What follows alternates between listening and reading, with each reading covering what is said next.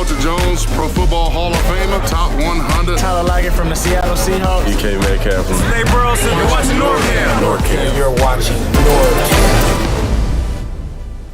Woo! What's up, everybody? This is NorbCam coming at you. Another Wednesday, another NorbCam Roundtable. I have been looking forward to this all week, guys. Sorry for the delay. Just been one of those crazy Wednesdays, trying to get everything done through the day and get ready for the show.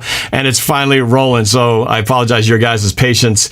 And everybody who's jumping in the chat. Wow, a lot of people already jumping in here. As excited as I am to talk about this Patriots game with the panel and look ahead at the upcoming Cowboys game. It's a lot to talk about. I can't wait to get into it. So before we do, I just want to ask you guys a favor. If you wouldn't mind, hit that like button, hit the subscribe button, and that notification bell. And that way, you'll always be notified anytime a new video comes out. It really helps out the channel. So let's get into it here. Welcome back, everybody. Yes, we have the roundtable right here. There they are. We got Brian right above their top left. We've got Calvin Steezy Smith right over my shoulder right over there. And of course we've got Noah the Boelter there on the bottom right. And joining us today, no piano today, so he's going to be with us for a while here. Seahawks Martin doing his thing over there. Guys, welcome. Glad you guys are here. I cannot wait to get into this discussion, man. It's going to be great to just jump into this and talk about what we just witnessed on Sunday night, the good, the bad, the ugly. I talked a little bit of that in a video, but I want to get your guys' perspective and share that with our audience out there, as well as preview what's to come on this upcoming game against America's team, the Cowboys. So let's just kind of go around the horn here. I know you guys all have thoughts. I'm sure you guys have done some videos already talking about this, but let's before we move on to this next game, we got to talk a little bit about what happened Sunday night. What an epic game, 35-30. How often do these games end up at the 1 yard line? It's incredible that it does, but somehow fate just has it that it's always ending up on the 1 yard line, and we got to be on the victory side of it. Let's just start. Let me go with Martin. Start on the top right there. Martin, let me just get your initial thoughts. We won't dive too deep into the weeds, but just get your overall feel of what it was like. I know I was going nuts. My heart was pounding. My blood pressure was off the roof. But what was it like for you watching that game? Oh, yeah, just like pretty much every 12, my heart was pounding. Well, I thought we, had the win once we already got to, that Carson touchdown. And so I thought that we were in the clear, and then for just some reason, we just couldn't hold down the Patriots. So I panicked. Then once I get to the one, I'm like, oh, my God, we could lose. And then they make that amazing stop. I got to give kudos to Leno Hill for taking out the fullback and LJ Collier, who finally made a play. Whew. Man, I mean, I was just very happy to see that we are now 2-0.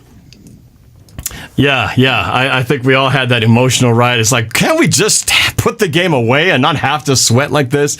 Let's go to Noah, man. Let's get your thoughts. Before I do, I gotta recognize Anthony D, my buddy Anthony D. I gotta say thank you to him. He gave me for my birthday, he got me a gift card to the Outback Steakhouse, and I'm so excited, man. Thank you, man, for that present. Appreciate it for my 51st birthday over the weekend.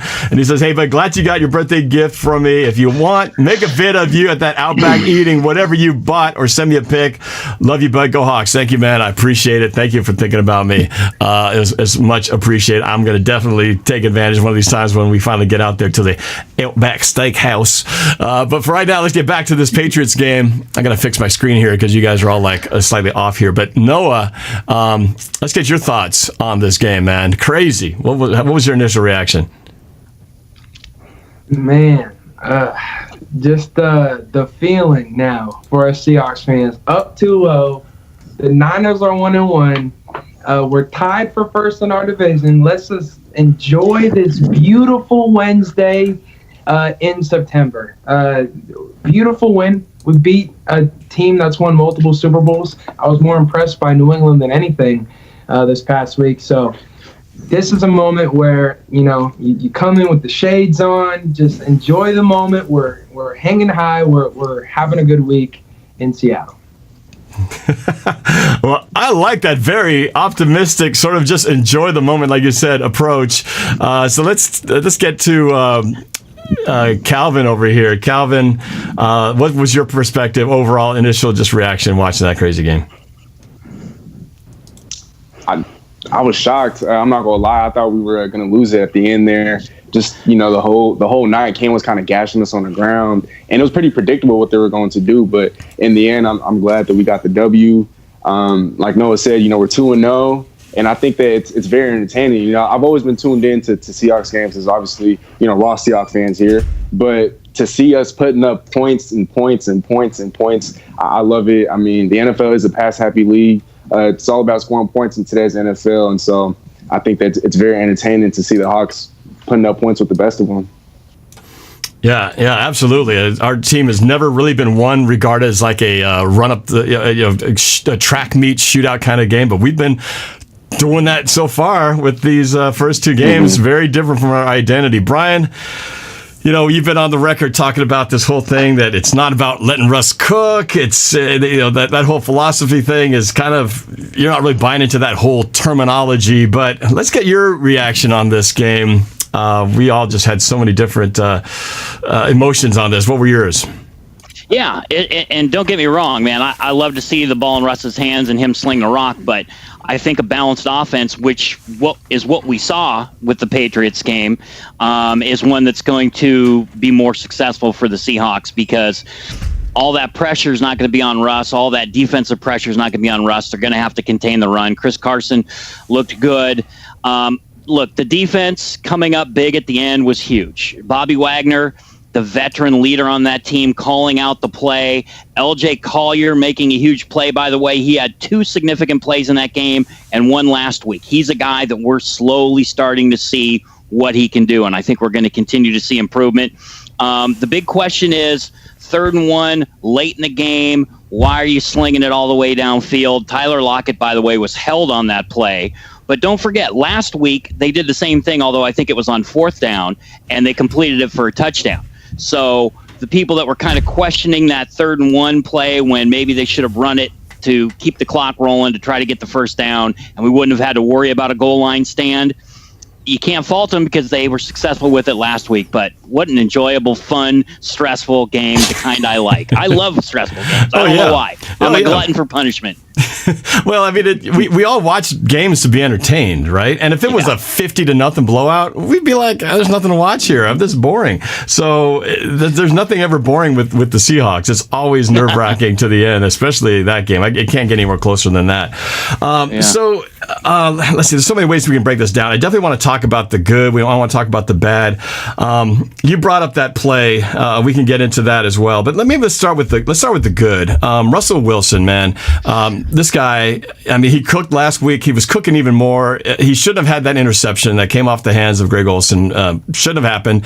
That was 7 points on the board that should never have been there to give the Patriots the lead to begin with. But that aside, man, he was amazing. He was, what was his totals? 21 for 28. Yeah, he got the 1 interception, but 5 touchdowns, 288 yards. I mean, the guy's got the league-leading 9 touchdowns so far. I guess the question I got to ask is, I feel like this is Russell Wilson's, he's doing what we all knew he could do. This is really no surprise, right? The question, though, is, can he keep this up? I mean, he's at a breakneck pace right now where if he throws 4 touchdowns a game, how many touchdowns is he going to have at the end of the season, right? I mean, Martin, do the math. 16 times 4. What do we get? Martin. You're the smart. I believe it's 64. 64. That would be an insane number of touchdowns in a season, would it not? That would be crazy, right? Yeah. I don't know if anyone's ever done that. But right now he's on pace for that, maybe more if you count it. But can he keep this up? Is this fluky? Is it the teams we're playing? I mean, we talk about, hey, this is going to be the best secondary compared to Atlanta. They're trash compared to New England. What does he do? He throws 1 more touchdown more. So are we going to keep telling ourselves this is just an illusion, or can he keep this pace up? I guess that's what I want to talk about, because obviously he's doing great stuff. He's running it, he's throwing it, he's looking sharp, had an interception that shouldn't have even been counted, but despite that, he still threw 5 touchdowns. Can we keep this up? And is this a mirage, or is this a real thing? Martin, your take. All right, first off, that interception, yeah, I'm totally blaming Greg Olsen. So, as a punishment, I'm just going to bench him this week in fantasy. Good call. Second off, I think this is legit. He could die down with the touchdown passes, probably only get like 2 or 3 eventually once the defense figures out how he plays. But right now, I think he's doing really good. Those 9 touchdowns, amazing job by him. 4 in 1 week, 5 against the other week. But you got to also admit that the Patriots and the Patriots were good last year, but I don't know about this year. And the Falcons are not the best defense. But I'm not doubting Russ at all. I just think that we didn't play the best defenses, and I feel like he can still do this against Dallas. It's just that every once in a while, they're going to pick him out. They're going to find out how he does it, and then that's just where he'll only get like 2 or 3 touchdowns a game. But for now, I think he can keep up this pace as long as he has good protection and the wide receivers run some crispy routes. I like how you say only 2 or 3 touchdowns. He might have to cut it down to 2 or 3 only, as if that's like this low end of things. That's still pretty good. If you're throwing 3 touchdowns in a game, that's still pretty good. Noah, any different take on this? Are we going to see a decline here? We're going to talk about the Cowboys in a bit, but as a whole, Russell Wilson, how can he keep up this breakneck pace, or is this just an anomaly that's high, and at some point he's going to come down from the clouds? What do you think? Well, he's gonna have a down from the clouds game or two, and that's just to be expected from anyone in the NFL. But when it's crunch time, when it matters the most, this is the Russell Wilson that we should expect to see. Over the past 2 weeks in the NFL, he's purchased me a jersey and a hat for the Seahawks based on bets that I placed on Seattle, and both worked out to be successful because Russell Wilson is 100% cooking right now. We all agree about that. In order for him to maintain this ridiculously hot streak, he's got to keep doing what he's doing. Last week, he attacked the number 1 corner in the NFL on one of the best defenses year by year in the NFL, one of the best. Bill Belichick calling the shots. That's no scrubs. And based on how Russell Wilson was attacking Stephon Gilmore with DK Metcalf specifically, getting followed by Stephon, that's the best corner in the NFL. Don't let it fool you. Defensive Player of the Year. And Russell Wilson just attacked him multiple times throughout the night. And DK had him and was licking his chops throughout the evening. So based on that alone, I say whenever it's crunch time, this is what we have to go back to. Whenever it matters the most, this is what we have to go back to. And I see no reason why it would change. I'm glad you brought that up because I love that matchup. First of all, you mentioned Defense Player of the Year. He gave up no touchdowns last year. He was not thrown on and did not give up 1 defensive touchdown last year. And right away, DK going at it toe to toe in each other's face, grabbing each other. They almost had a fight at one point on the bench. They didn't throw any flags, amazingly, probably because they couldn't see anything because everybody was huddled around him. But there was definitely some grabbing, some face mask pulling. Luckily, no flags were thrown. But man, just watch those guys go all night. I think DK got under his skin. And he totally got into his head, which is amazing. A second-year player getting under the skin of a defensive player of the year. But then to get that touchdown on a beautifully thrown, actually slightly underthrown ball, actually. But DK just muscled that sucker out of there and ran it in for a touchdown. I mean, I love the aggressive attack on it. Brian, or actually, let's go to Calvin. Calvin, what do you think? Again, going back to Russell Wilson, what is this something we can continue to see? Or is this a fluky anomaly? It's definitely not a fluke, as you guys said earlier. Russ, he's always been capable of doing this. We've seen it before. He just never really had the personnel and the opportunity. And now this year he has both. And you look at the Patriots, you guys want to talk about Stephon Gilmore not allowing any touchdowns last season. Well, the entire New England Patriots secondary only allowed 4 passing touchdowns all of last season. Russell Wilson had more than that in one game this season, or last Sunday Night Football in week 2. And so he did it against a very elite secondary, and he also did it against a very weak secondary. And so I think the fact that we're able to see it against a weak defense like Atlanta's, a strong defense like New England's, there's just no telling what's going to stop him, who's going to stop him. I think the only thing that's going to stop him is us or himself. And so I don't think 5 touchdowns is sustainable, but I definitely think that there are a lot more 3 touchdown, 4 touchdown games for the duration of the season. You look at some of the teams that were playing We're playing Dallas. That's going to be a shootout. We're playing Miami after that. Then Minnesota. Minnesota has arguably had the worst secondary in football this season. Then Arizona. Their defense is still struggling. San Fran, a whole lot of injuries to their defense. Buffalo, Los Angeles, Arizona, Philly, and so on. I don't really see any daunting defenses on the remainder of our schedule. And so I definitely think that we're going to see a career year for Russ Wilson in terms of passing touchdowns. Yeah, I like your assessment of what's to come here. So, Brian, how about you, man? You've seen Russ for a long time. We all have. What's your take, man? Can you keep this up? No, it's a fluke. He's a bum. He's not even better than Rick Meyer was. So I wouldn't expect much more out of him this season. No, man, of course. The dude, listen, he's proven time and time again. He's got all the skills to do exactly what we've seen. We've just seen him do it in clutch time more than we've seen him do it during the first couple quarters or the third quarter. He's got those weapons now. DK, listen, I know that comparing a guy to Megatron is somewhat silly, but DK's got every single physical tool that Megatron ever had. He's only in his second year. He's only going to get better. It's a weapon that Russ has never had. Lockett is Lockett. David Moore's proving why he's on the team because he comes up clutch during game day. So he's got all the weapons. I don't know that he's going to throw 5 touchdowns a game, but what he's going to do is he's going to continue to be able to convert on third down. The play calling is going to be continued to be geared towards Russ's strength, which is going to propel him to be able to move the ball downfield the same way he's been doing in the last 2 games. Yes, the 2 defenses that we faced, so the Falcons had a crappy secondary and a pretty decent pass rush.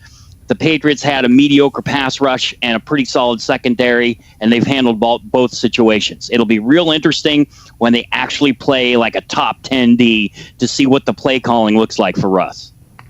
Oh, yeah, definitely. And you know what really excites me about this, because it was, even though Russ had 5 touchdowns throwing, it was, like you said earlier, a pretty balanced attack. We had, 150-something yards on the ground, and Chris Carson himself had, 72 yards? Carries. That's pretty good with a 4.2 average, which of course begs that question, why didn't they run it? But we'll talk about that in a second. Chris Carson has 3 receiving touchdowns in 2 games, and whoever got him on fantasy has got to be loving this. But he's doing great. I don't know how many receiving touchdowns he had all of last year, but I'm pretty sure this is already coming close to the high end of that already in just 2 games. And just think, we still don't have. Why am I spacing on this? Who's a speedster guy? A suspended guy. What? Oh, Gordon. Flash Gordon. We don't have Flash Gordon yet. Gordon or Dorsett. Philip Dorsett, who it's pissing me off because I keep hearing about that. It's turning out that this whole foot problem of his, it's like they didn't even know that he had it. It's almost like they sold him a lemon that they didn't even know that he had this foot problem that's obviously nagging and going into the season. But hopefully at some point he can play, because that's another speedster that's going to add more to this whole thing. And man, and then Philip Swain, man, the way he got that touchdown and scored. Freddie. I'm getting my names all messed up here, discombobulated. Freddie Swain, Johnny Swain. Freddie Swain with that touchdown, not too slow himself. So, and then Lockett, we're not really talking about Lockett, but Lockett's quietly having himself a season too. Great receptions, touchdowns in each game, but it's just like people are so excited about the DK factor.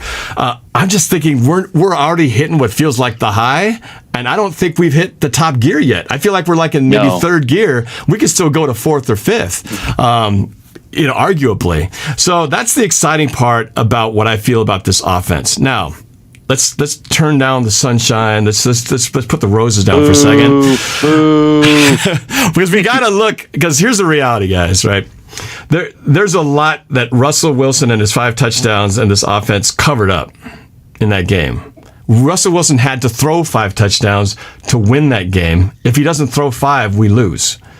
And how often is he going to throw 5? So he needed an MVP performance and a stand at the 1-yard line to win that game. So there was a lot that didn't go well on the game that we're not talking about because we won. So I want to talk about that. I want you guys to bring up one of your biggest concerns, and we'll kind of go around the horn and we can all kind of add to it and maybe bring up things that the other people don't bring up. But I want to talk about, there's a lot I think we could talk about that. I call it bad things, but these are just things that obviously we need to look at and be concerned about moving forward, because if this keeps repeating and Russell is expected to throw 5 touchdowns every game, well, that's going to be a pretty tough formula to rely on. So, Martin, let's go to the glass half empty a little bit and tell me, what's your biggest concern coming out of that game Sunday night? Yeah, we all got off the high off the win. We loved the stats. We loved Russell, but then in the end, you're going, oh man, I'm not sure about this though. Martin, what was on the top of your list? Our third down defense. It was horrible. I don't have words for it. It was just abysmal. Every time we were on third down, I had this bad feeling we were going to give it up. And I was right. It was just like the past few years. It's always like that. We always fail to hold them down on third down, except for like the 10% of times. It's just so annoying. We really need to fix that up. We need to hold them down on third down. Like, I feel like they might be covering much too deep, or they're just playing horrible coverage. I don't know what's going on, but they need to fix that up. It's just very annoying to see that you are this close to putting them into punting, and then they end up getting, and then they end up moving the sticks. It's just annoying. I want to see them like get a 3 and out for once and stuff like that. But if we keep this up, then that's never going to happen. Well, I think you're right, but now we got to get a little more specific. You're saying very generally we got to be better at stopping them on third down. Well, I think we got to get to a little more specifics as to why we're not doing it. And Noah, do you have some ideas about that? I certainly do. I want to hear what you think. Yeah. Well, if you're talking about third down, specifically, obviously defensively, we got to talk about just mixing things up, running surprise coverage, and I think we do a decent job of that. One reason that I'm not nearly as concerned about the New England game as you guys are, and I'll come up with a concern for you because that's what the question was, but I'm not really concerned about that game. I was more impressed with New England with the way that Bill Belichick's kind of looking at the situation like, look, I have a mobile quarterback now. I can win. And he's super excited about that. I also, with that game, like you said, a pick six that was a drop by Greg Olsen, that's 7 points accounted for right there. And we lost not only our starting safety after, 9 snaps early on in the game. In games for us, Quandre Diggs has 4 interceptions. Are you kidding me? That's the player that we lost that's playing our new Earl Thomas, essentially.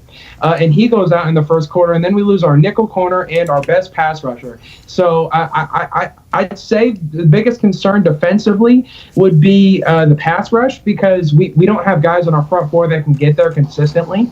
But I'm still impressed by Benson Mayowa. I'm definitely impressed by Collier.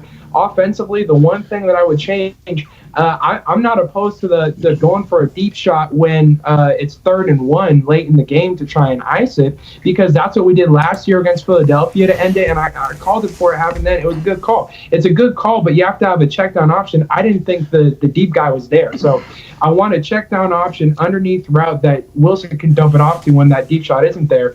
But other than that, I was pretty satisfied. Well, and I think let's talk a little bit more about that play. I personally did not have a problem with it because, like you said, we've done it before. And if you're going to praise them for doing it and congratulate them for having the guts to throw that ball, well, you can't also rake them over the coals for doing it when it doesn't work. You wish that it worked, but I think it was just execution. And it started with the snap, and you noticed that the snap was kind of wide to the right, kind of messed up Russell's flow, so he couldn't just take it and drop back. He had to corral that ball and then look up, and I think he just that little tiny split second threw off the timing a little bit. And then, if he throws that ball just a little bit less, or if Lockett doesn't get held for that split second, or if he's able to get another step, that's a completion. The game's over. So I don't mind it. Obviously, if we had lost, we would be talking about that a lot more, going, what a terrible play. They lost the game because of that. But, you kind of live by the sword, die by the sword. And that's kind of how you get 5 touchdowns, too, because, you're throwing the ball, and there's a risk to that every single time. And with Russ only throwing 1 pick and one that was not a bad throw at all, I mean, he's making good choices so far, so I don't think it's bad. Did any of you guys have a problem with that play? I know Noah didn't. I didn't. Did anybody have a problem with it? You guys okay with that? What about you, Brian? Did you dislike the call? No, I liked it. I did second guess it afterwards. I'm like, oh man, all they had to do was RPO something right there, and they could have just gotten a quick, easy first down and rip the time off the clock. But then you watch the play, and Lockett did get held for that split second where he couldn't get his arm out. And I think had that not happened, or like you said, the snap was on the money and Russ could have been in rhythm, we're talking about a completely different ending to the football game. Maybe not as exhilarating or exciting, but a different end. So, no, I don't have a problem with it. Okay, Calvin, you're okay with that play? You weren't upset at it? You weren't like, oh my God, what are they doing? You didn't have that reaction? No, I loved it. I like it when we're aggressive on offense, and like you said, I mean, it's worked so many times for us in the past before, so we can't really fault them for when it doesn't work. It's not going to work 100% of the time, but more often than not, it's going to work out. So. What did drive me nuts though, and Chris Carson sliding before the 2-minute warning. If that guy just runs like he does, where he plows guys over, first contact, he's always going to get at least 2-3 extra yards. If he does that, he gets a first down on that carry. But instead, he slid thinking, I'm going to be smart about this and not stop the clock going out of bounds. But the clock was stopping anyway. It was a 2-minute warning. So that drove me nuts. That was actually yelling at the TV about that play more than I was about the one before. But hey, he had a good game. I'm sure he'll learn from that one. But that was a play where I was like, that could be a little bit better. But I do want to go back to, so talking about the thing that did drive you crazy. So, Calvin, you didn't mind that play, but what did you feel like was something that you thought, man, we got to clean this up. We got to fix this? Look, I do got to acknowledge we did suffer, a whole lot of injuries. Like Noah got into our starting nickelback in Marquise Blair. I think he's out for the season with the torn ACL. Bruce Irvin, one of our best pass rushers, if not our best pass rushers, also out for the season with the torn ACL. But I'm still kind of concerned about our pass rush. Obviously, we were up 35-23 with about 5 minutes to go. But Cam Newton and the offense, it looked like they were moving the ball way too easy, and we just weren't able to generate any pressure whatsoever. And I think that's part of the reason as to why Cam Newton was able to just tear apart the secondary. Julian Edelman, he's had a pretty illustrious career, and yet his career high came in the game against us. 8 catches for 172 yards, and the way that he was just tearing up our secondary, I think, was because our pass rush just wasn't there. And so Cam Newton had all day in the pocket, and I think that's one of the reasons why they were able to march down the field and get into the position that they were able to get into. I understand that we lost Bruce Irvin, but that's where I want to see other guys step up.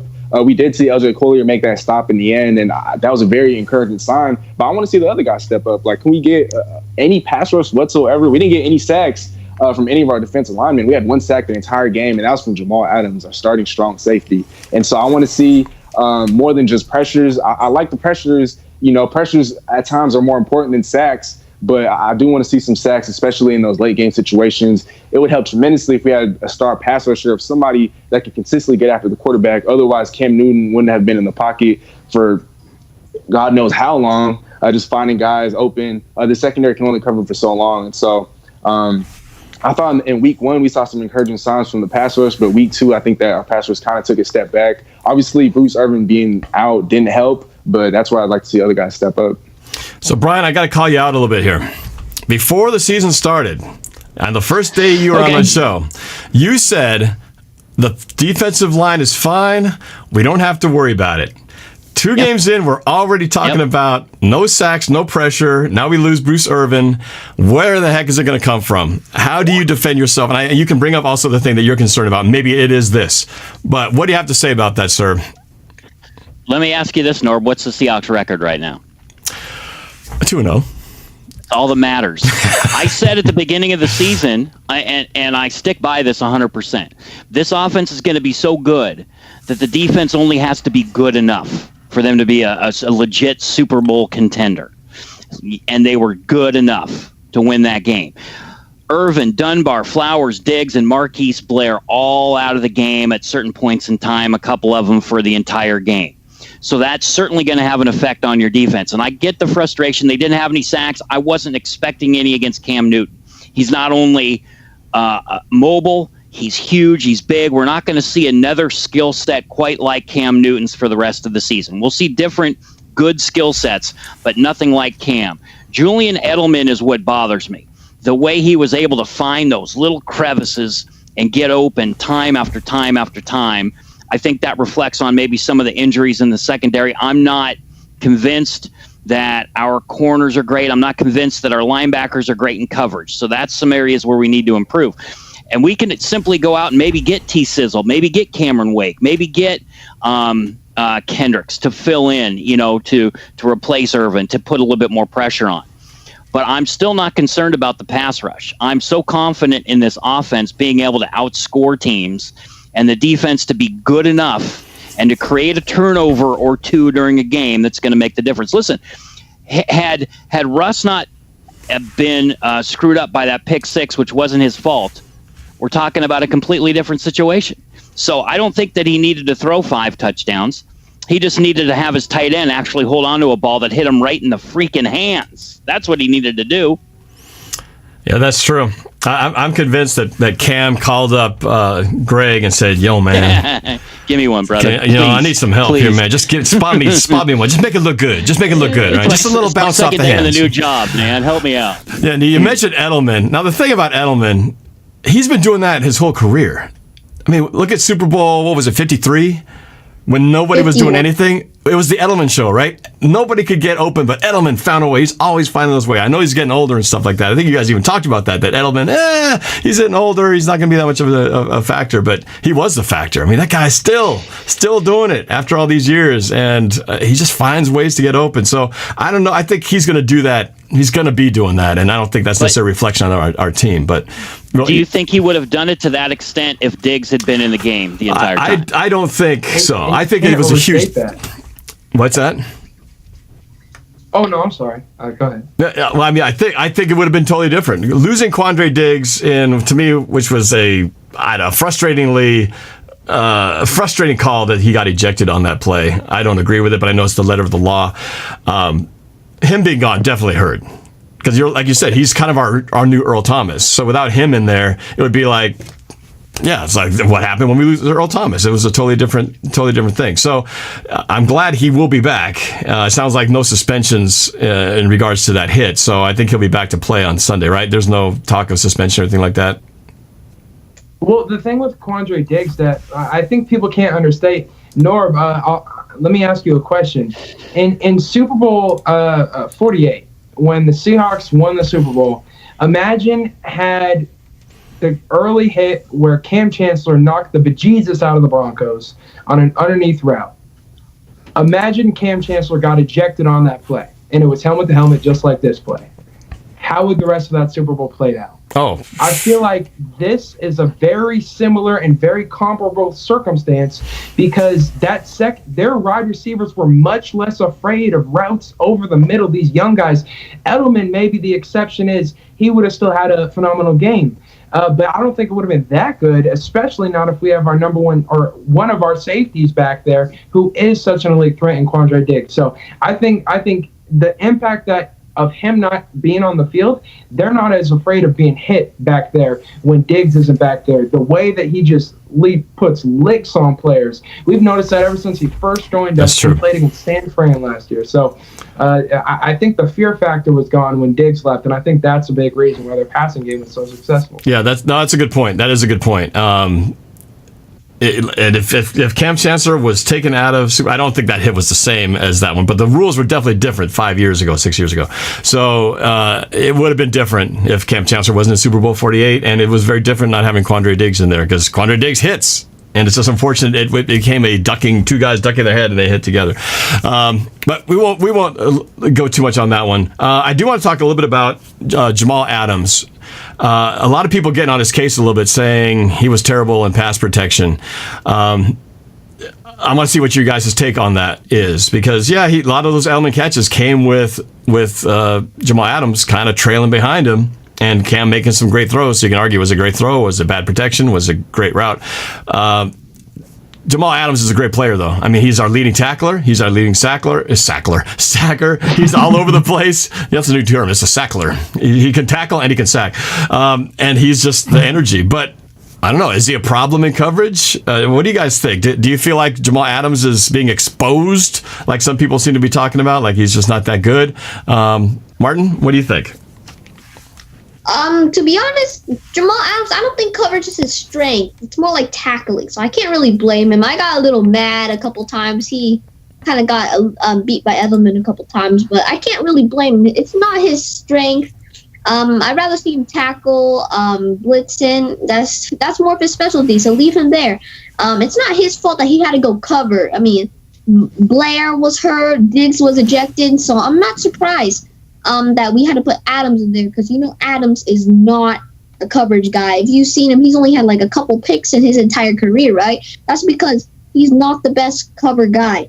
So I'm not surprised. I'm not too frustrated with him, but I just wish maybe he could improve it a little better.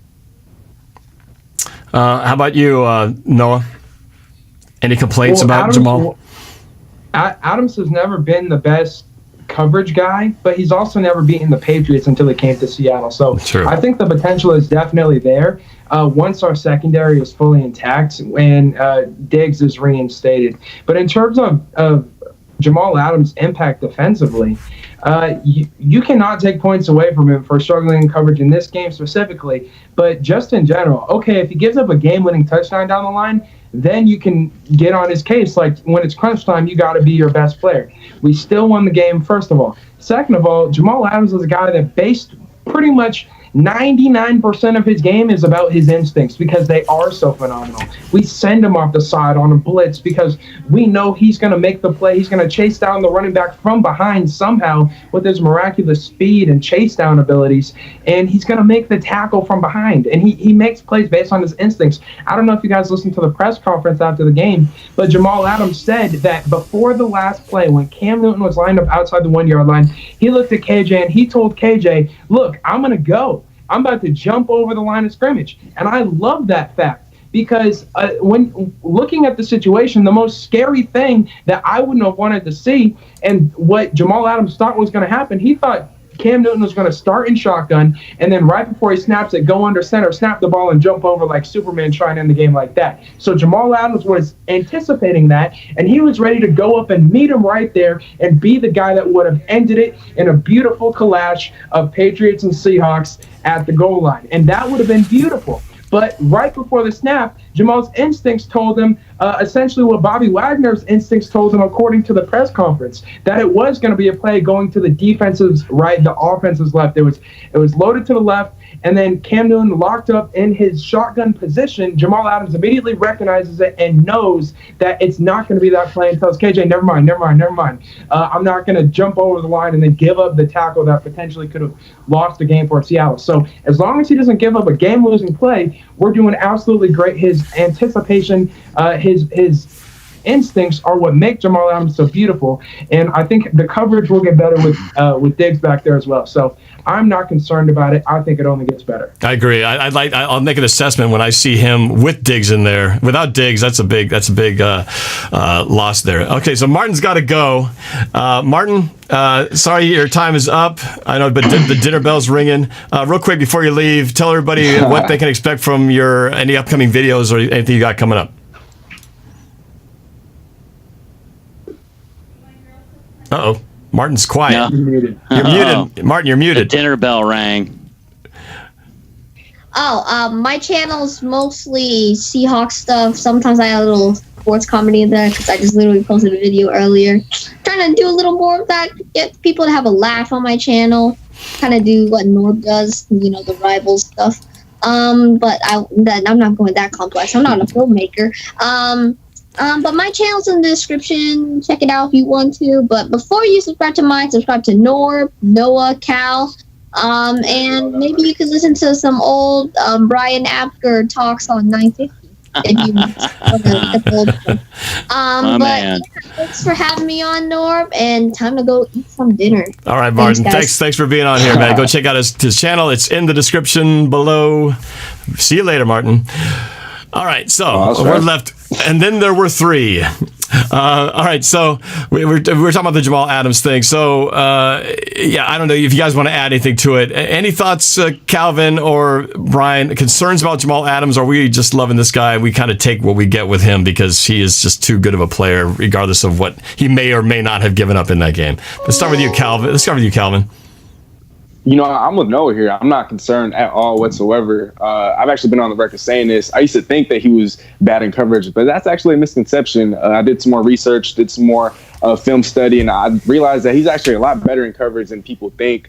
Pro Football Focus rated him as one of the best safeties in coverage in the last couple of years. And so he's elite in coverage, but I think that's against tight ends and maybe bigger bodied receivers. Against slot receivers like Julian Edelman, those are for slot cornerbacks. Those are for the smaller, shiftier, quicker cornerbacks. And Jamal Adams, as good as he is, he's not super quick and shifty. And so I'm not really surprised if he's being burnt or if, Julian Edelman is making him lost at times in coverage. I think the fact that Noah alluded to this as well, the fact that Quandre Diggs was absent, or starting nickelback, and Marquise Blair was absent. I think that kind of messed up the chemistry between the guys in our secondary. You had Delano Hill playing a lot more snaps than he usually does. And I think that kind of led to some of the miscommunication that we saw occur, a few times during the game. But, I mean, there's not many safeties that could cover Julian Edelman, much less an actual cornerback that can guard Julian Edelman. And so that's not entirely on Jamal Adams. There's some other guys on defense. I think the defense as a whole is more to blame than Jamal Adams. But just like Noah said as well, Brian went into it, the impact that he provides for the rest of the defense, we feel his presence. Every single play, I feel like, he's there on every single tackle. And so I'm not worried at all. I do want to see how good or how much better we can get with Quandre Diggs once he's back in the lineup. But right now, I'm really not concerned. All right, Brian, any thoughts on that, on take on Jamal Adams? Are we all in consensus here? Listen, he didn't have the greatest game in coverage, but we saw Earl Thomas have a couple really clunker games in coverage. Even the best safeties in the NFL will have a game that's not their best. But Steez is exactly right. Jamal Adams is actually a very good cover safety. In fact, in the past 2 seasons, the passer rating when he's been targeted has been below 80. The league average is 90. Also, their quarterbacks are completing a fewer percentage of passes against him than any other safety in the league. So, Steezy brought up a good point of, who is that's coming at him? Is it tight ends? Is it bigger receivers? Probably not slot guys. I don't know. But if Jamal Adams is being targeted, he usually does pretty good. So I'm not worried in the slightest. This guy's a godsend. I'd give up another 2 first-round picks to have him on my team because he's made an impact every single game in some form or fashion. And I guarantee you he's been making an impact in practice, especially with these young guys. Yeah, absolutely. I think so far we're getting more than our money's worth with this guy, and I can't wait to see what other big plays he's going to make. So before we do got to talk about our upcoming opponent, the Cowboys. But before we do, just one last thing. There's been a lot of speculation. Well, now that we've already had our struggles, with the defensive line, Brian thinks we're fine, but a lot of people feel like, well, what are we going to do now? Especially now that we've had a couple of serious injuries, season-ending injuries to Bruce Irvin and Marquise Blair. Is there anything we can do? Is there anybody out there you think that we could go after to try to make up for that? Or are we just kind of stuck with who we got, and we just got to hope that these guys can come off the injured list and contribute, or someone off the practice squad maybe stepping up and doing something? Guys, any thoughts on replacing these guys? Let's start with you, Noah. Calvin mouthed it earlier, and I saw you, Calvin. I saw you. You're absolutely right, Calvin. Clay Matthews. He is the answer for the guy that can come in and replace Bruce Irvin. He'd be the most plug and play. He's played under Pete Carroll before. And coming back into the system, essentially, he would have an opportunity to fill a role of a need that we absolutely need. He could contend. He could stick it to the team that didn't want to pay him, and the Los Angeles Rams. So I think Clay Matthews, I remember before the whole Griffin thing, Griffin was always more expensive than Matthews. So Matthews is still an affordable option. And that's why Clay Matthews is the guy that I look to bring in through free agency. But on the team, the guys that I look to step up, Rasheem Green's been awfully quiet this year. I want to see him make an appearance. Alton Robinson hasn't really showed up or hasn't even played. But in terms of the guys on the field that I want to see perform, I want to continue to see Benson Mayowa and LJ Collier. Right now, those are our 2 best guys on the defensive line, and they've both been impressive to me. So Benson Mayowa and LJ Collier are the names to watch moving forward. Calvin, so yes, I agree. I think a lot of people's talking about Clay Matthews is that let's get Clay Matthews, because really everything's been picked over. There's not a whole lot of other names out there. So let's go to Brian, because it sounds like Calvin's got some guests over there.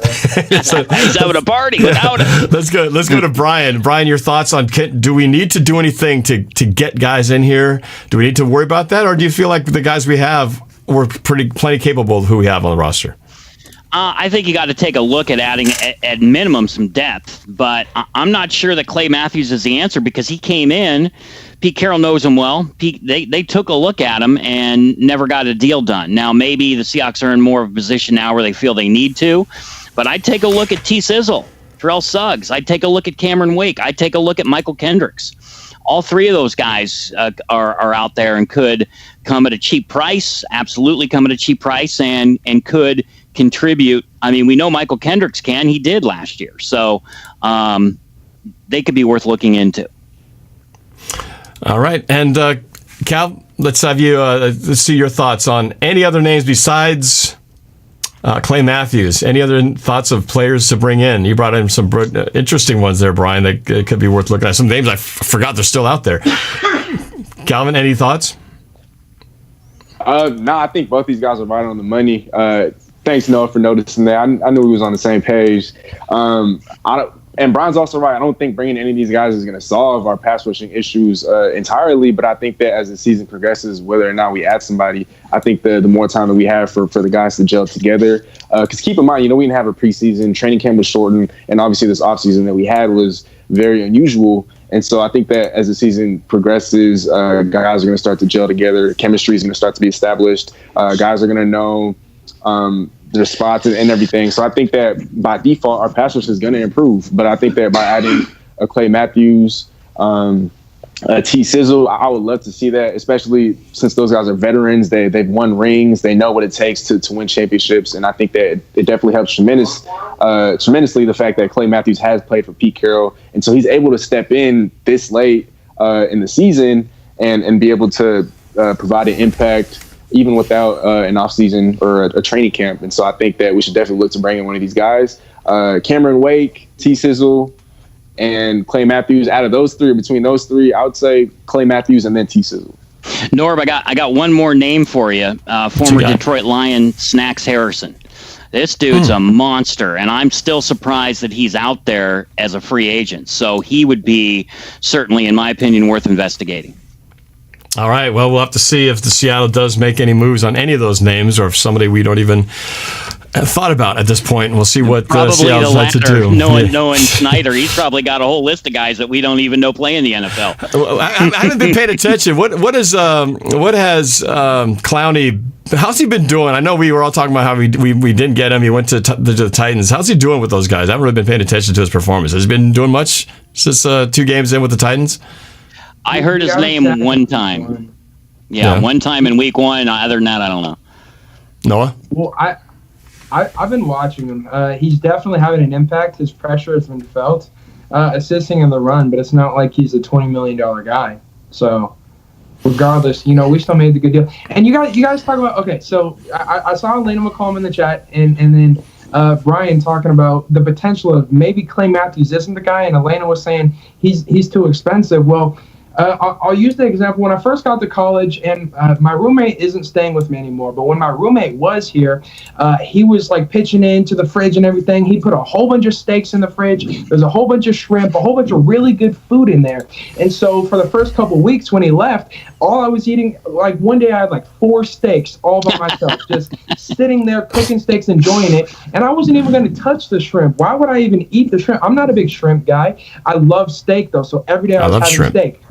Well, now that the steaks run out, that shrimp doesn't look so bad.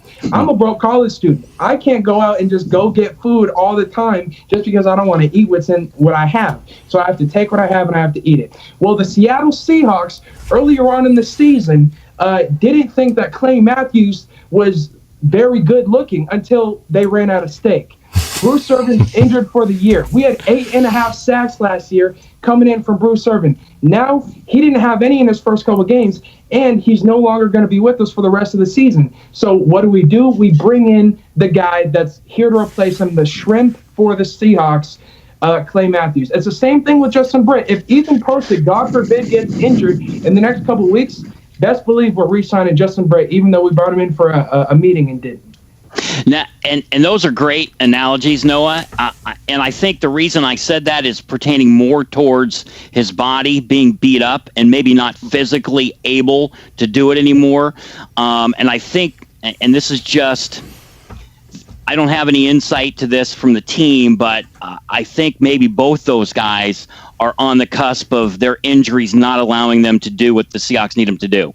But I think your analogy is great. Yeah, it's like now that the steak's gone, boy, yeah, those those grilled cheeses are looking awesome.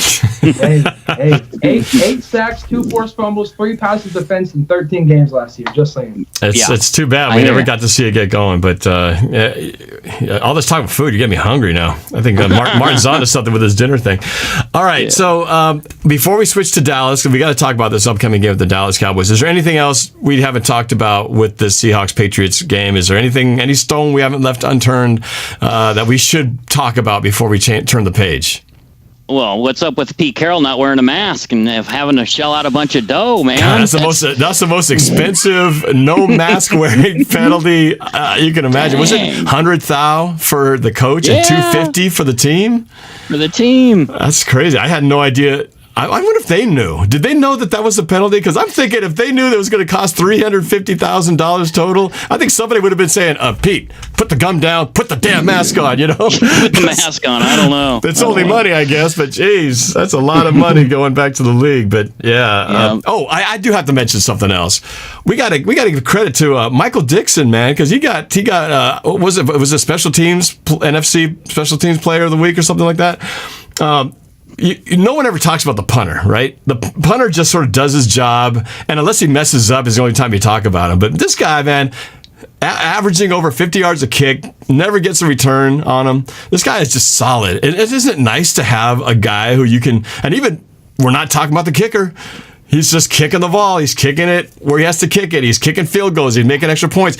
It's nice to not talk about him, but we should talk about him and at least recognize the fact that these guys are doing their jobs, and they don't get enough credit until they mess up. So I'm going to give them credit right here and say they've been doing a great job, boys. Keep it up. Well-deserved Michael Dixon for the NFC, whatever it is, Special Teams Player of the Week. Special Teams Player of the Week. I thought that was great. Russell didn't get it. He got it last week, and then a different Seahawk gets it for something totally unexpected. But anything else besides that? We talked about Pete Carroll's mask. We talked about the punter. I don't know if there's anything else to say other than I think we covered it. I think we covered it. Other than that, I got to give credit to the Patriots. Cam Newton, I've never been a Cam Newton fan. That's about as good as I've seen him look. And I think the Patriots are going to definitely give the Bills in the East a pretty good run for the money here because he's looking a lot better. Noah, you were not exactly high on the Cam Newton acquisition to New England. Do you have any second thoughts on that, or do you still stand by your ground that was a bad move? I am just grateful that so many Patriots have opted out of this season. Otherwise, this is a Super Bowl team. The way that this team has balled out. So, yes, they were definitely impressive to me with the way that they played against us. But we were up 2 touchdowns, and I thought my prediction was going to be pretty much right, but a different score, with like an additional touchdown for each team towards the end of the third quarter. But what happened is our defense broke down small, and we started to allow them back in the game. My score, because I know you're talking about our score predictions, Noah. My score prediction was 35-15. I said Seattle wins by 20. I got the 35 exactly right. My bad. I didn't predict Quandre Diggs gets ejected and Marquise Blair and Bruce Irvin are out for the season. That's what the difference was for me defensively. We already talked about all the keys. The pick six. The pick six also screwed up the score too. That normally doesn't happen. You don't count on that. And the pick six. Preach. Much appreciated. Thank you very much. So the injuries, the ejection, the pick six, that explains it. You're still off though. Hey Norb, yeah. Norb, I got to roll out to do a little condo shopping. So okay. I just want to say that Dallas is trash, and the Seahawks are going to roll over them 38-24, and that 24 points isn't even going to be close. It's going to be some last minute garbage time. I expect the full offense, defense, the full game to come together for the Seahawks against Dallas. That's my story, and I'm sticking to it. Okay. And Brian, do you remember what your score prediction was last week of the Patriot game?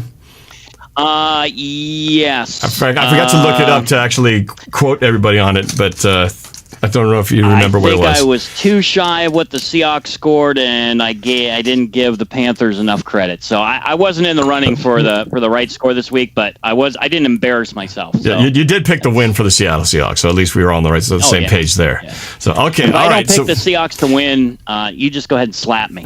Okay. All right. Please do that. I'll do it right through the screen when it happens. But yes. All right, fellas.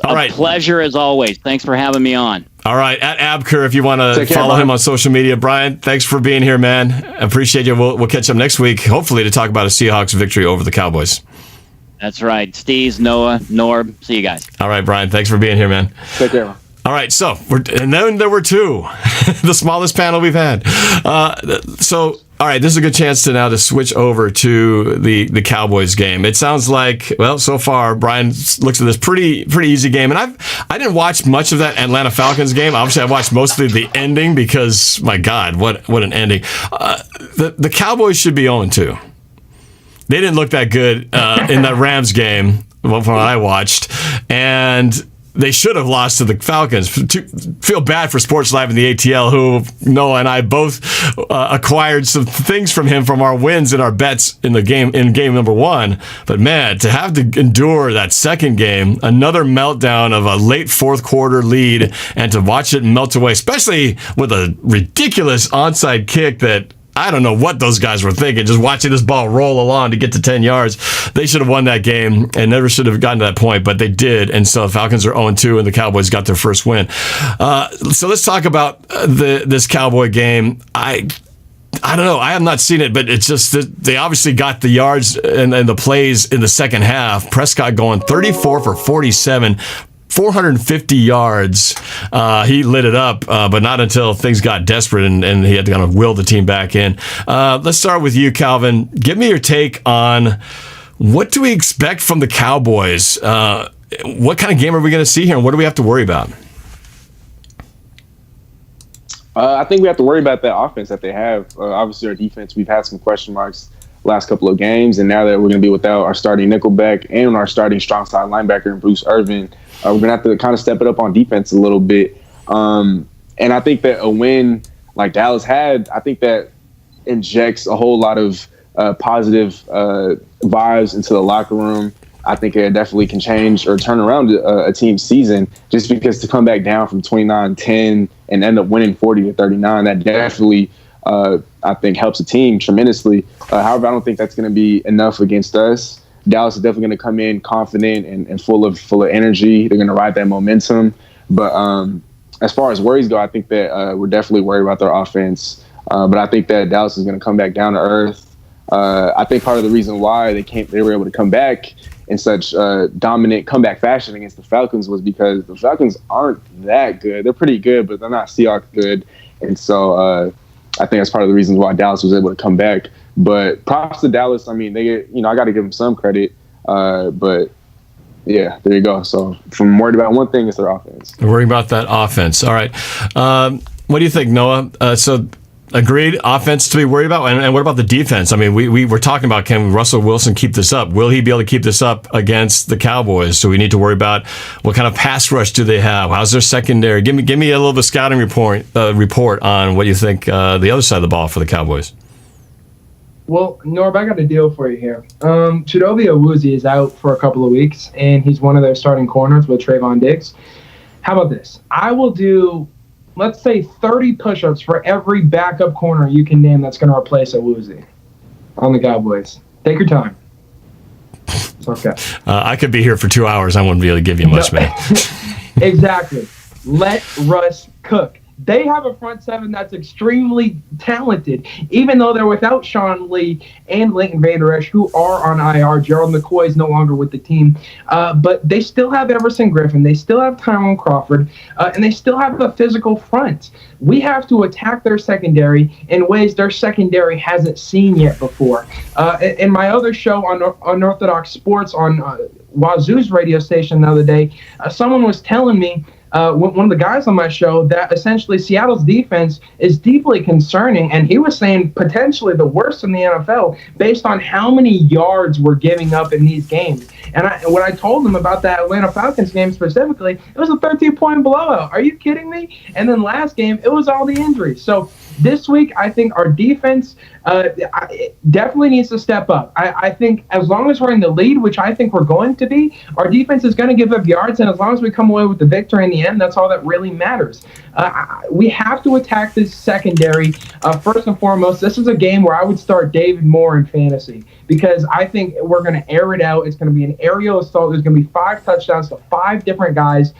Carson, DK, Tyler, Olsen, we go down the list. And I think everyone's going to get their hands on the ball in terms of the passing game. Defensively, we have to key in on Zeke because they're treating Russell Wilson like they treat every other great quarterback, the Lamars, the Patrick Mahomes, the Aaron Rodgers, the Drew Brees. What do? You keep to win in their house, you keep the ball out of their hands by controlling the clock, dictating the tempo, and letting your defense get plenty of rest. There's not fans in the stands. We're not going to be cheering to slow down that offense. So they're going to try and run the football, and they're going to try and control the clock. So that's what we can't allow them to do. And then on our offense, we have to air it out and let Russ cook. What about the rushing attack? Can we run the ball more on these guys? Does it still need to be the Russ doing more cooking, or can we get some ground game going on this? Because it's the antidote to a strong offense is to keep them off the field. So if we can grind out the clock some, that could help us out as well. But do you feel like we have the ability to run on these guys? Versatility is always important, and we can run the football on anybody. But passing is these guys' weakness. And I listened to DK Metcalf on First Take after the Week 1 performance against the Atlanta Falcons. And apparently, based on film, I don't know if you guys heard this, guys, but they weren't planning on going into that game and airing it out. But then Atlanta stacked the box, and they were licking their chops pregame, just looking at that like, okay, it's going to be one of those games. Well, this feels like one of those games. Not only is Dallas's front so important, they're going to want to make sure that we can't run the football. So I think later on in the game, third quarter when we're up by 20, that's when we'll want to run the football. But early on in the game, I want to get us out in the lead. Dak Prescott, this team struggles. They're consistently playing from behind, so we have to put them in a position where they can't run the ball and dictate the tempo. We have to make them pass like so many other teams have. We've seen teams emotionally, and mark my words on this game, if I were a Dallas Cowboys fan, which I clearly am not, I would say that game has the potential against the Atlanta Falcons to become their Super Bowl. You remember a couple years back when they beat the Broncos, in week 2 or week 3? Then after that, they just completely collapsed and slid like it was Pullman in January. Ridiculous. They can't let their emotions get so tied into a game so early on in the season. An example, the Minnesota Miracle. That was later on in the season, but what happened immediately after that game? They get blown out in the NFC Championship game because the emotional roller coaster is such a big wave to ride. So I think Dallas has a lot to be concerned about. I say if Seattle takes them on full force and we're 100% paying attention and locked in for this game, I think Seattle blows them out, but that's not what I'm going to predict because last week I predicted I predicted perfect wind in the sails, and we struck a storm. So we'll get into our predictions in a minute, but I think Dallas has a lot to be afraid of, and I think they're an emotional roller coaster. I want to talk about Dak Prescott. He's an interesting quarterback, and the dynamic in Dallas. The fact that Dallas did not sign him and work out a deal for a long-term contract and they're playing the franchise tag game with him. How much does that speak to? Is that a reflection of what the Cowboys think about his skills, or is that just Dak Prescott playing hardball and willing to not being willing to take anything less than what he thinks he should? I want to get your take, Calvin, on what do you think about Dak Prescott as a quarterback? I think he's been great. I have him in one of my fantasy teams, and he actually won me a few games last week. He had over 3 rushing touchdowns, a passing touchdown. He was absolutely phenomenal. But while he's great putting up numbers, I mean, we're still not seeing W's. Like you guys said earlier, this Dallas Cowboys team should be 0-2. And I think the Cowboys, they're a little bit reluctant to make him the highest paid quarterback or to make him a top 2, top 3 highest paid quarterback in the game. Because as good as he is, he's not better than Lamar. He's not better than Patrick Mahomes. He's not better than Russell Wilson. He's not better than Aaron Rodgers. He's not better than Drew Brees. That's 5 guys better than him. And so Deshaun Watson is better than him. Carson Wentz might or might not still be better than him. But that's 6 or 7 guys that I just named who I think are better or I'd rather have rather than Dak Prescott. And so while he has been putting up the numbers, he's been doing great for me in fantasy. He's a very great quarterback, but there's so many good quarterbacks in the league. So this is definitely not an indictment on him. There's just other guys that are better than him. And so I could see why Dallas is so reluctant to pay him top dollar.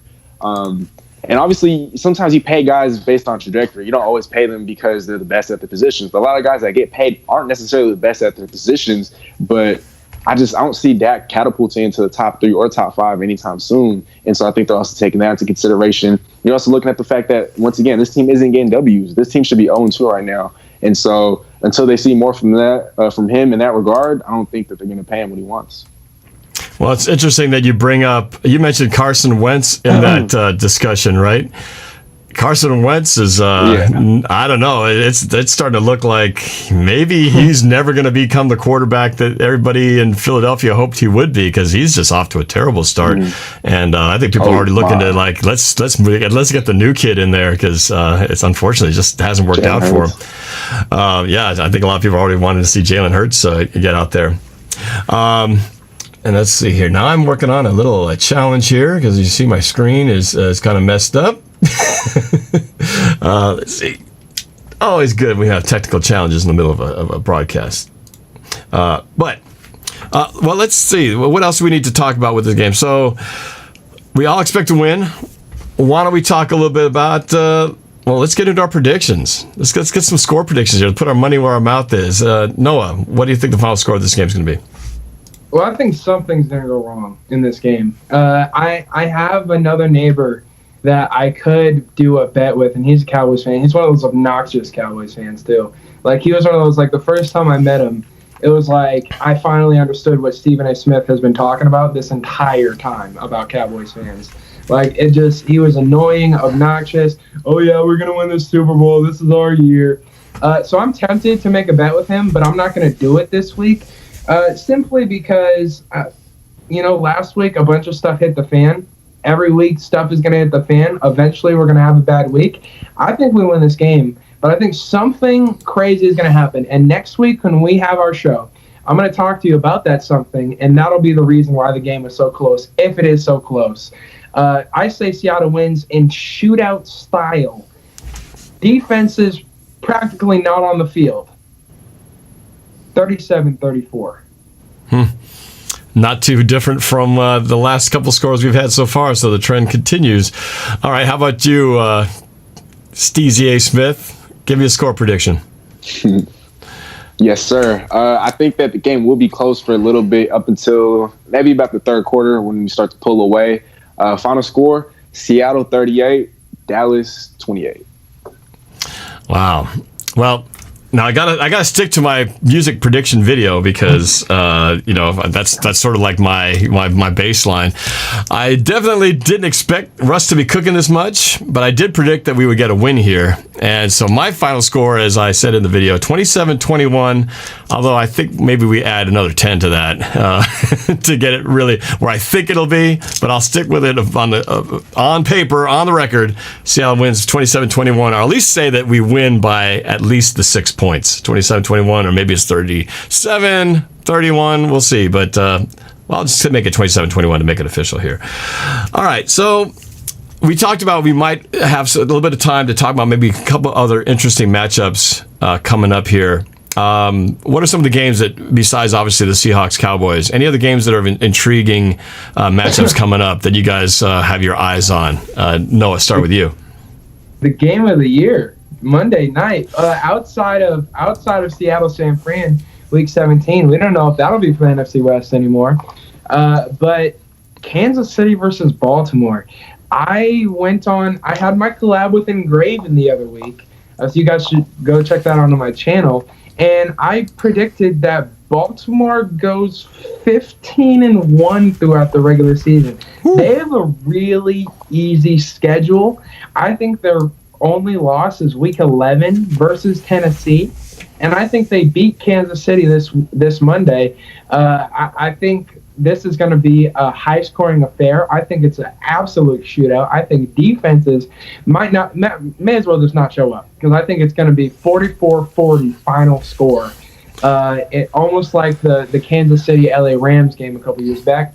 44-40 Baltimore. Well, you know, watching that, I watched some of that Chargers KC game. KC almost lost that game. I thought the Chargers could have made a few plays down the line. The KC may not have done it. They just pulled up one of those comeback final, end touchdowns and went to overtime and just kind of took over. But not the explosive affair that I thought it was going to be.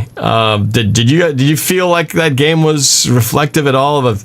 Was it something that the Chargers was doing, or did KC just have a bad game? Calvin, I'll ask you on that one. Did you watch that game, and what were your thoughts seeing KC against the Chargers almost lose that game?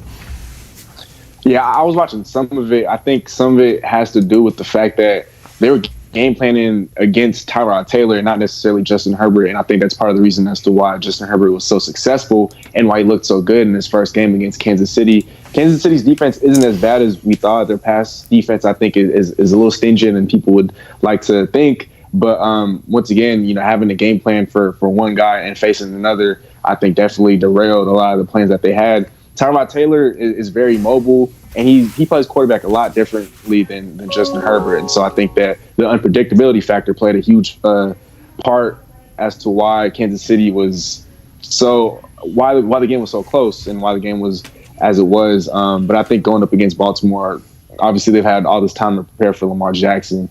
And so that game can really go either way. Those are two of the heavyweights in the AFC, so I can't wait. Yeah, definitely getting a preview of what could be an AFC championship type game, maybe what we could be seeing on Monday night. So that will definitely be a fun game to watch. Any other games that you got kind of circled that have... you want to add something to that? Go ahead. No, you want to add something to it? Yeah, go ahead. Yeah, the Kansas City thing. So I'm in college now at Wazoo.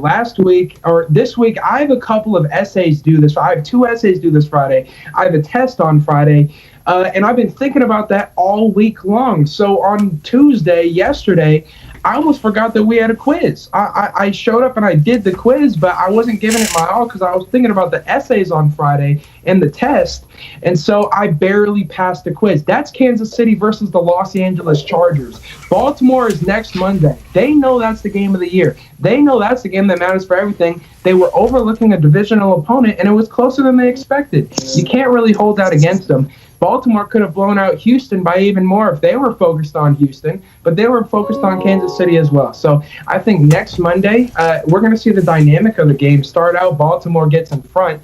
Their run game is going to keep them in front, and we'll see if Kansas City's really able to come back against the best of the best on Monday night. So obviously that's going to be a great game. You asked about other games. Sunday Night Football, New Orleans, Green Bay. That is going to be a ball game. That's one of those games we can just watch and enjoy because we don't have a horse on a race necessarily. Right. Oh, so before the Monday night game, I don't think I got a score pick from you, Cal. Steezy Smith, do you have a score for that Monday night game? Oh, for Baltimore and Kansas City? Yeah. Ooh, it's gonna be a whole lot of fireworks. It'll be a show. I'm gonna say 41-39. Kansas City. Kansas City. So you're picking KC to win this one. Okay. That's going to be fun, Baltimore, man. But I'm picking KC. All right. That's going to be fun to see if it is as explosive as it is. Two of the best quarterbacks going at it. That's going to be fun. It's going to be tough to top the game we had on Sunday night. I mean, as far as drama and all that, you couldn't ask for much more in that game. But back and forth, 1 yard line on all that. So we'll see if they can live up to the hype. Watched that game yesterday with the Raiders and the Saints. Raiders took it to the Saints, man. I was kind of surprised how they did it. And I had particular interest because I have Josh Jacobs on my fantasy team, and I was freaking going crazy because they weren't running him, and I don't know if he was hurt or what, but man, it kind of cost me because my running backs haven't been doing too good this year so far. So we'll have to see. We need some of these guys to step up.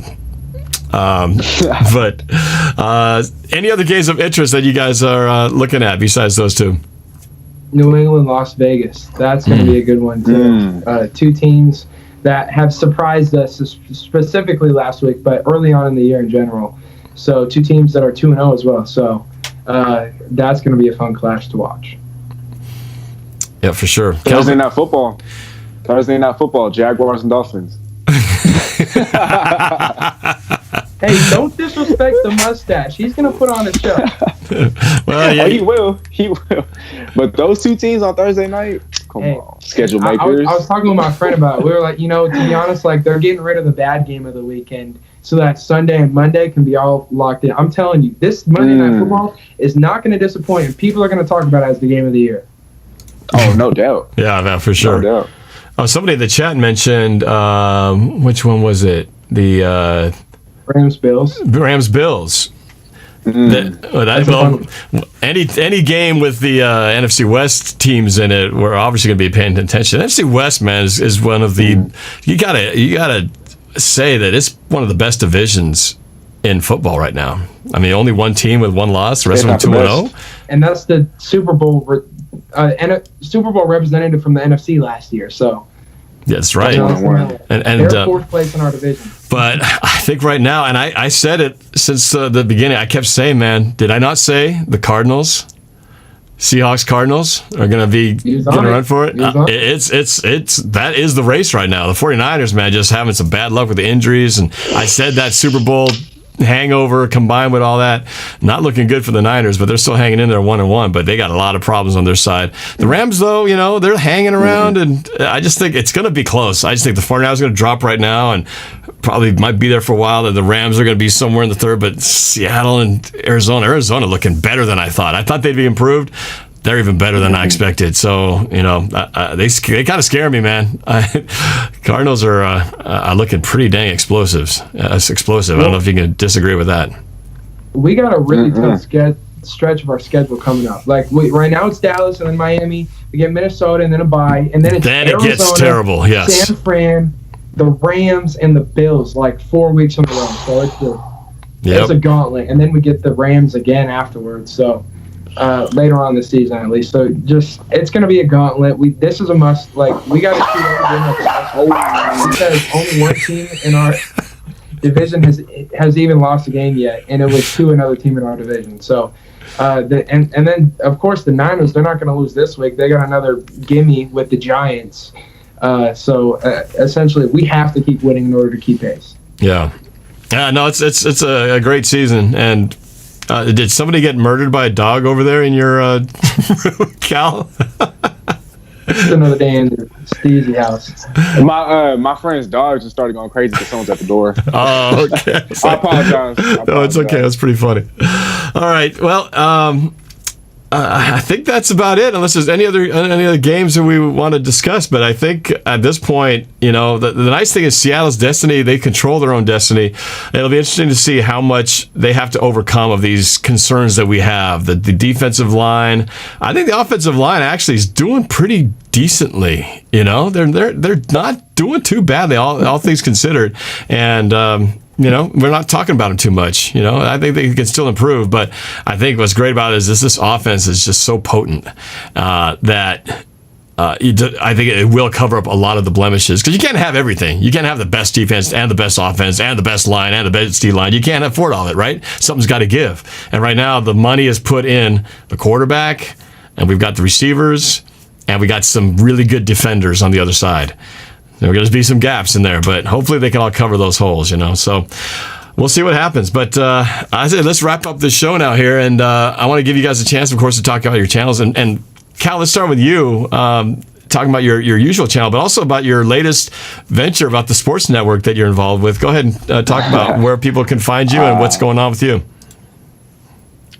Yes, sir. So as Norb was alluding to, I didn't think I'd be talking about this, but I did formally sign with this sports media company based on the East Coast called Season, SZN. And so hopefully in a couple of weeks from now, appreciate you, Mom. Hopefully a couple of weeks from now, I'll have a show starting up with them. It's going to be an NBA talk show, but you can download the app on the App Store, Season, SZN, create an account. They're just like a Bleacher Report or like a Barstool Sports. And so if you want more Steezy A. Smith content, that'll be the place to go. I definitely want to. I haven't even told Noah this yet, but I probably did. But look for a lot of Noah as well on the Steezy Experience. That's what the show is going to be called. Hopefully, it is an NBA talk show. So I know a lot of you guys are NFL and Seahawks fans, but for all the NBA fans and Hoop fans out there, hopefully look forward to that coming soon. And before you show me any love, be sure to show Norb and my brother over here, Noah, of course. Subscribe to their channels, drop a like, leave a comment. And if you haven't wished Norb a happy birthday yet, wish him a happy birthday. It's never too late.